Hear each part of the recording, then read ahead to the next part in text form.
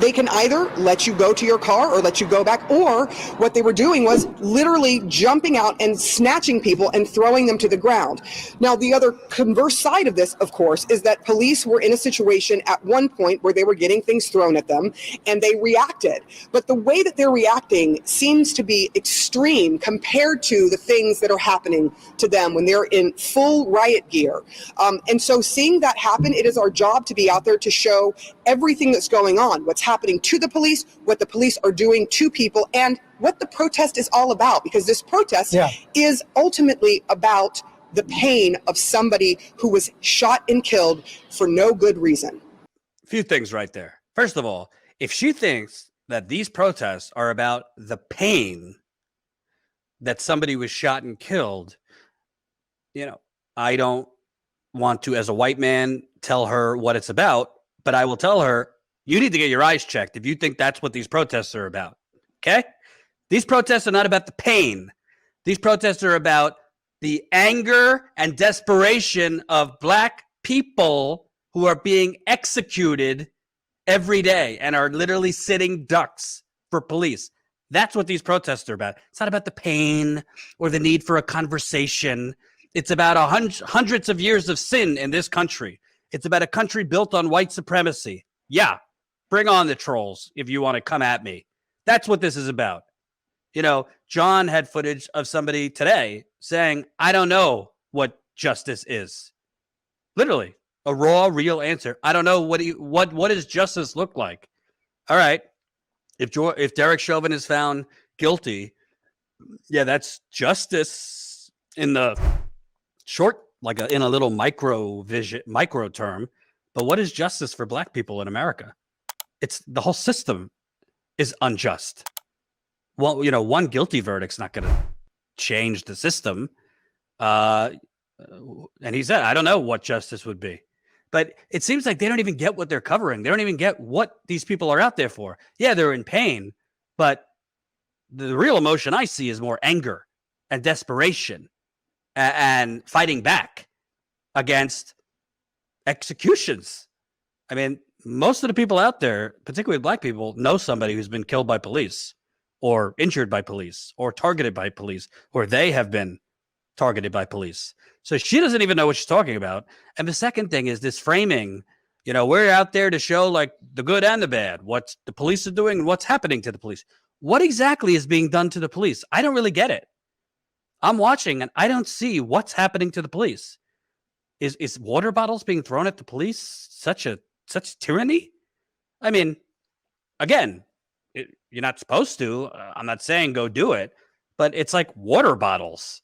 The police aren't being shot at by protesters. The police are being screamed at through fences by protesters. So what's happening? It's this twisted bullshit framing that somehow like, oh, the protesters are, Brian Stelter said, you know, people, you know, whatever he said, up to no good or up to trouble or whatever. And Omar Jimenez saying taunting police, and Sarah Seidner saying what's being done to the police. There's very little being done to the police compared to what the police are doing to these Black men all over the country. It is insane framing. And for her to say, you know, we're just there to show you the pain. Well, if you want to show the pain, maybe you should be showing the police and the blood coming from these rubber bullets, pepper balls, tear gas, because they're not showing any of that. Have you seen that, Jen? I haven't seen any of that, certainly. And I think, you know, we keep talking about framing, and I think that's because this clip is a masterclass in manufacturing consent, as you mentioned earlier. The fact that they can't mention the mistreatment of protesters by police without saying, but protesters were throwing things at them. They have to qualify it, you know, each time. Meanwhile, as we showed in yesterday's stream from John's reporting, there was one clip that I always say shocking, but then I say, well, it's not really shocking because it's not surprising. But they're literally, protesters were taking a knee en masse, and all of a sudden, right as they're taking a knee, and a gentleman is leading them to take a knee, and I probably to start chants or maybe a moment of silence. We don't know, because suddenly the police start shooting pepper balls, probably pepper balls, we don't know exactly what it is, into the crowd, and spraying tear gas into the crowd of people taking a knee.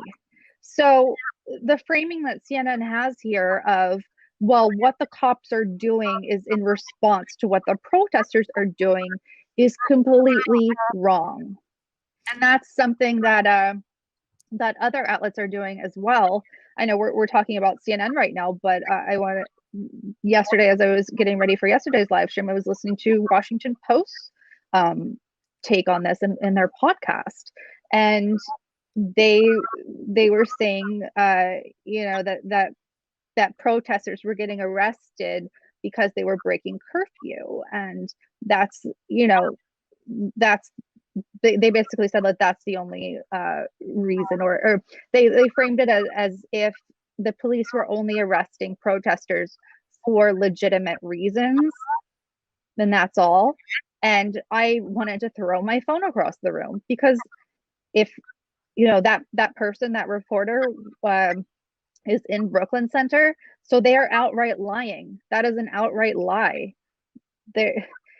These people aren't, you know, getting arrested because of breaking curfew. They start calling, you know, what is it, an unlawful gathering or whatever it's called, way before curfew most of these nights, and just start, you know, harassing people and beating people and journalists and protesters, etc.